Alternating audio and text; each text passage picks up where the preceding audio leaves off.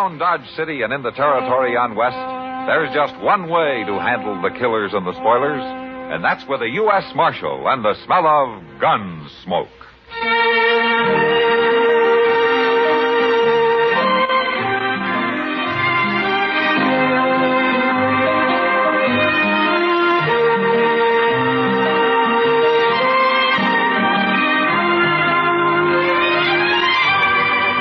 Gunsmoke, starring William Conrad. The story of the violence that moved west with young America. And the story of a man who moved with it. I'm that man. Matt Dillon, United States Marshal. The first man they look for and the last they want to meet. It's a chancy job, and it makes a man watchful. And a little lonely.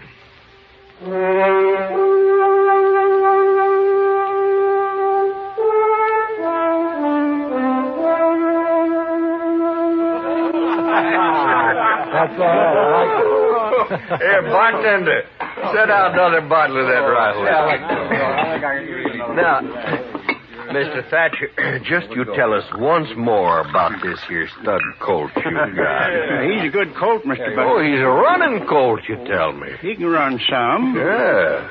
About the fastest thing in these parts here, too. And now you're making fun of me, Mr. Butler. Well, I don't know why you'd think that. Out here, we're all interested in good horse flesh, especially if it's some sort of a fancy new breed. Quarter horse, you call it? Excuse me, my grandson's waiting for me. I understand these horses you raise have rumps so high they look like they're going downhill. Oh, now, Hank, it ain't polite to call his colt that way. Of course, his withers do run right into his crew. Now, look here, you ain't got no call to talk to Look, me. boss, I do believe we got Mr. Thatcher upset. Here, let me pour you another drink. No, thanks. I'll be going. That just ain't sociable. Here. Have a drink. I said no, Mr. Butler. Drink it up, pour a whole stinking bottle down your throat. All right, Butler, that's enough. Marshal Dillon. Mr. Thatcher, your grandson's waiting outside in the buckboard. You better get along home. Thank you, Marshal. Thank you very much. Oh, you missed the fun, Marshal. We're just having old Thatcher on about his stock. You know, Butler, when you torment an old man, it makes you cheap. Real cheap. From now on, you leave him alone.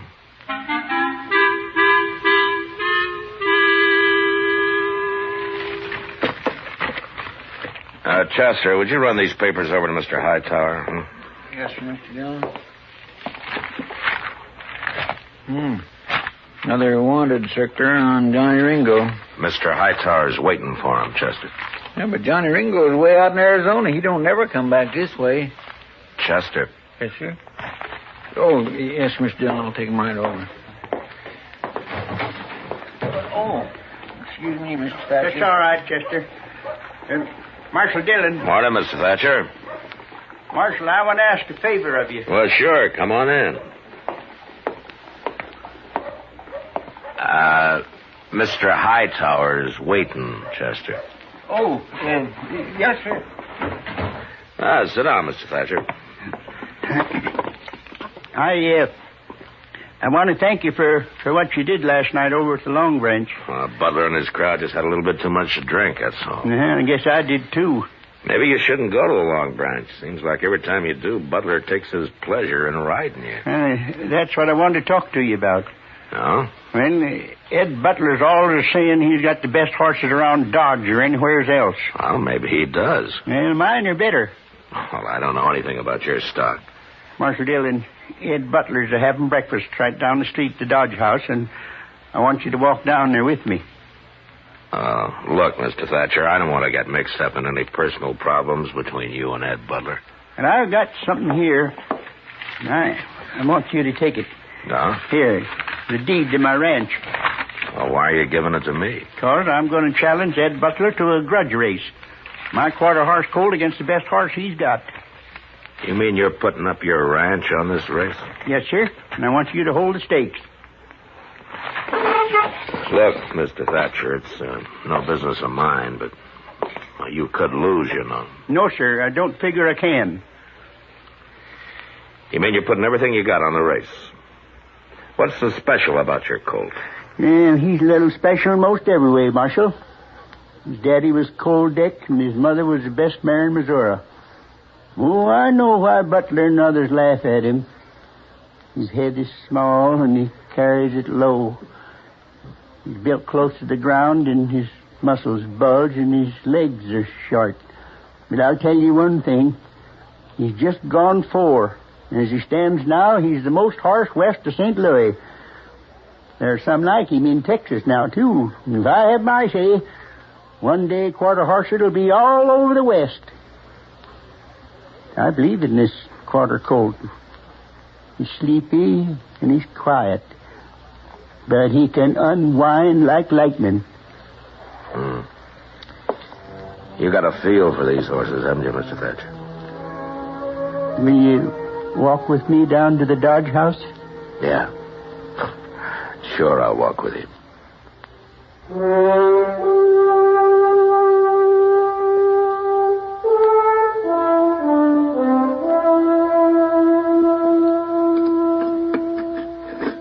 Well, Butler, that's it.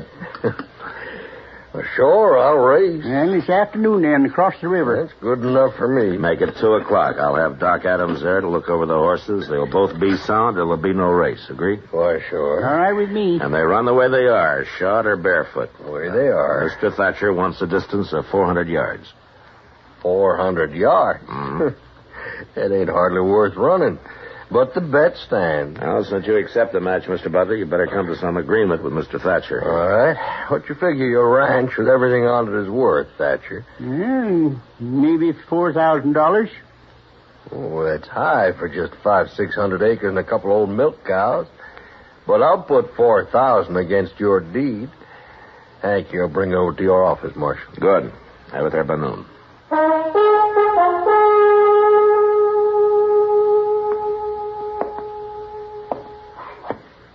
You know, Matt, there's been horse races in Dodge lots of times, but never seen one like this. The whole town's betting, one way or the other. Yeah, I know, Doc. You're worried about Thatcher putting his ranch up on the race, aren't you? He could lose it, Doc. Mr. Dillon? Oh, hold up. Yeah, Chester. Say, I was down at the bridge a few minutes back watching for Butler to take his horse across so I'd know which one he was running. Well? Ed Butler ain't putting in no cow pony, Mr. Dillon. He's running a thoroughbred. Oh. So Thatcher's betting everything he has on this quarter horse of his to beat a cow pony, and now Butler is running a pure racing horse, a thoroughbred. Well, it's past 1. Let's get on over to the other side of the river.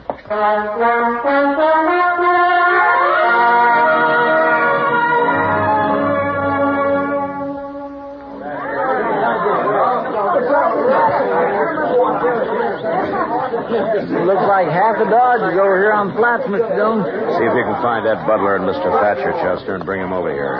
Yes, sir. Hello, Chester. Hello, Matt. I haven't seen this many people in one spot since Eddie Foy played the Opera House. Kind of a fiesta, isn't it? Yeah, in a way, Kitty. Oh, nobody would think it to look at you. Where's the finish line going to be, Matt? I want to see real good. Back up there about 50 yards. Oh, I'll go find a place. Okay, Kitty. Matt, say, Matt. Oh, here you are, Matt. Hello, Doc. Say, Matt, Thatcher's getting all liquored up. Well, that's his affair, isn't it? But he's got a skinful. And you know how edgy he gets when he's that way. Hey, Mr. Dillon, I found Mr. Butler, but I Afternoon, can't... Marshal. Where's Thatcher? Well, I wouldn't know. Last time I saw him, he was pouring down some red eye. So his losing won't hurt so bad, I guess. Butler, Mr. Hightower, and Doc here are going to act as judges. Chester will fire the starting gun. Marshal, this is all terrible fancy, just to butter up that old fool Thatcher, ain't it? Yeah, you might think I'm old fool now, Butler, but you'll think different after the You're race. drunk, Thatcher. Stay out of this, Butler. Any law say a man can't win a horse race if he's drunk? Mr. Thatcher, your grandson's riding for you. Is he all set? Yes, sir. All right, how about you, Butler? We're ready. And get your horses down there to where those 2 buckboards are. That'll be the starting line. You thought you'd fool me, didn't you, Butler? Bringing out that thoroughbred to run. Well, I can still beat you. You're talking awful lot for a man who ain't worried. Don't ride me, Butler. I've had enough. Oh, listen to me, Thatcher. All right, that's enough out of both of you. You just see to it you do win, Thatcher. Or I'll have your ranch and that colt you think so much of. What did you say? You heard me. What did you say about my colt? What do you mean? Just what I said. If my bay mare wins, I get your ranch and everything on it. And that includes your colt. No, that ain't right. Well, what about it, Marshal? You were there when we made the bet. Butler's right, Mr. Thatcher. That's the way you made it. You're no good, Butler. You're no good at all. All right, both of you move your horses down to the starting line. Hank? Yes, sir, Mr. Butler. Hank, move that bay down those markers. Okay, Mr. Butler. Go on down, Mr. Thatcher. Yes, sir. Ain't gonna fool me. Chester, you walk with them, huh? Give them 5 minutes, and then you can start them off. 5 minutes. All right, sir. Yeah, you see? I was right, wasn't I, man? Thatcher's been drinking some. Yeah. Come on, Doc. We don't have much time. We'll look up Mr. Hightower. Yeah.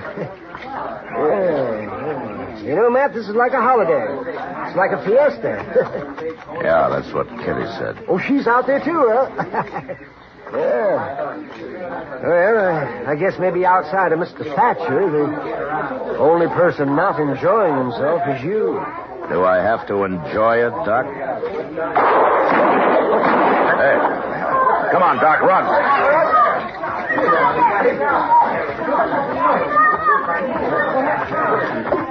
Mr. Dillon, it's Mr. Thatcher. He's been shot. Here, let me through, will you, folks? Let me through. Let me just get down here and see. Now, just take it easy, Mr. Thatcher. It's not much use, Doc. I know where it is. Easy now. He's bad, man. Mr. Thatcher. No, I won't see him run. Mr. Thatcher, listen to me. Oh, I'll never see.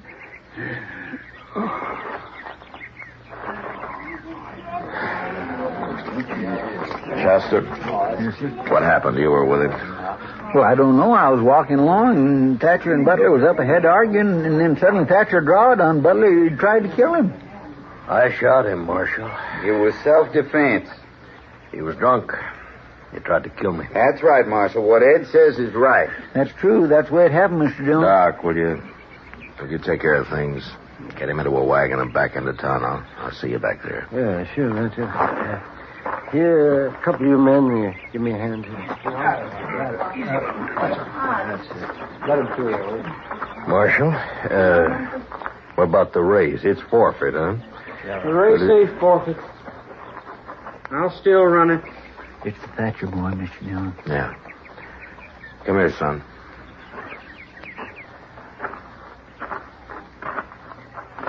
Look, Lonnie, with what's happened, maybe we shouldn't put the race off, huh? I'll agree to put it off. We'll race now. All right, if that's what you want. It's what I want. All right, then get on down to the starting line, both of you.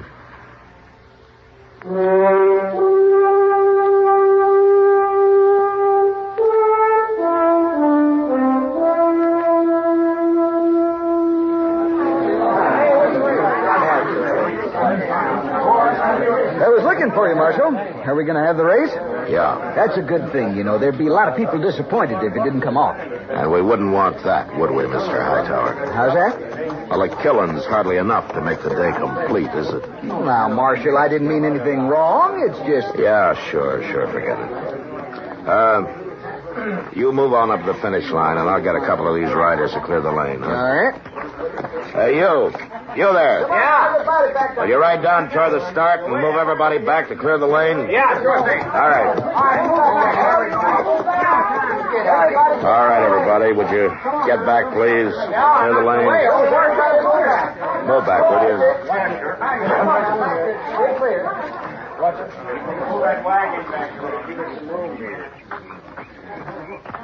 It's time, Marshal. Yeah. Well, what's Chester waiting for? Looks like that colt's acting up. I've never seen two different breeds of horses run against each other. That colt's sure kicking up a storm. Make a good column for the paper, maybe. Get a hold of him, kid. Don't they make a good column, Marshal?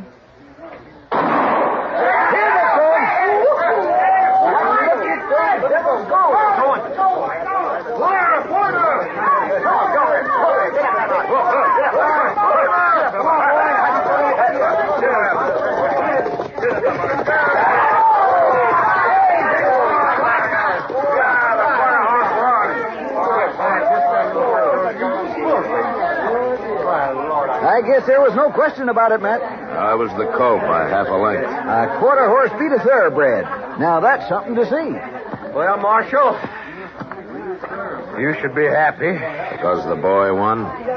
Yeah, for that I'm happy.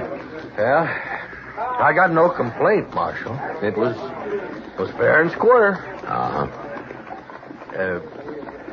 About what happened this afternoon, about Thatcher. I didn't really hold anything against the old man. I'm sorry it happened. You know, Butler, I told you sometime that you'd push him too far. Now he's dead. Well, look, Marshal. I'm not saying you're a murderer, Butler, but you're responsible for the death of that man today, and yet there's nothing I can do about it.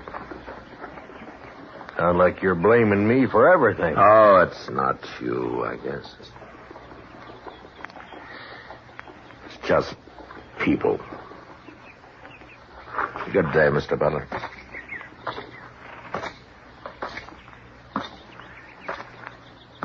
Hey, boy, you better get to walking that horse. Yes, sir.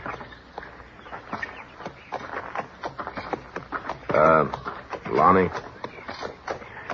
I got $4,000 for you here. You want to take it, or shall I give it to Mr. Bodkin at the bank? I'll take it. Might be better to leave it in the bank. I said I'll take it. All right, son. Here you are. Thank you. You, got any plans? Yes, sir. What? I'm going to do what my granddaddy always wanted to do. I'm going to raise horses like this stud colt. I'm going to breed them. At your granddaddy's place? Yes, sir. It's a kind of a big spread for a boy to handle alone, isn't it? I'll manage. I got $4,000 to help me. Yeah. And you know something else, Marshal?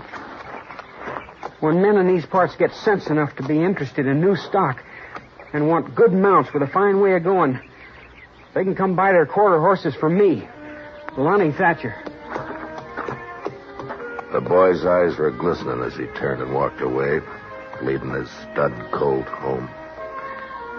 Most of the crowd had left. They'd gone back into Dodge to rerun the race over a drink or two and talk about this new kind of a horse. This stocky, heavy-muscled, quick as lightning quarter horse that had come to Dodge.